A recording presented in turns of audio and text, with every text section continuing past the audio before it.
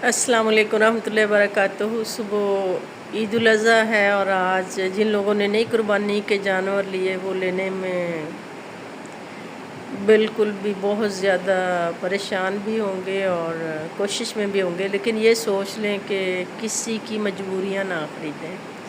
یہ نہ سوچیں کہ اب یہ جانور نہ بکیں گے تو پھر اس کا مالک کیا کرے گا۔ آپ نے اگر اللہ کی راہ میں قربانی دینی ہے تو اس کے لیے جائز مناسب دام دیں۔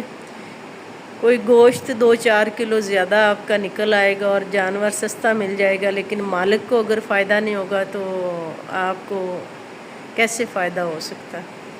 تو قربانی کا ثواب زیادہ سے زیادہ لینے کے لیے مناسب قیمت میں جو ہے وہ جانوروں کو بھی ستائے کھپائے بغیر اور ان کے مالکوں کو بھی فیصلہ کیجیے۔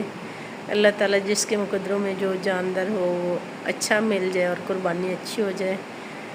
جیسے ہم باقی زندگی کی ضروریات ہے، ملازم رکھ لیتے ہیں، باقی اخراجات کرتے ہیں، ویسے ہی قربانی کرتے ہوئے جو ہے نا وہ زیادہ سال بعد کرنی ہوتی ہے۔ اگلے سال رہی مقدر کی بات، لے لیں کوئی 2-4 ہزار زیادہ بھی اگر لگ رہا ہے تو اللہ حافظ۔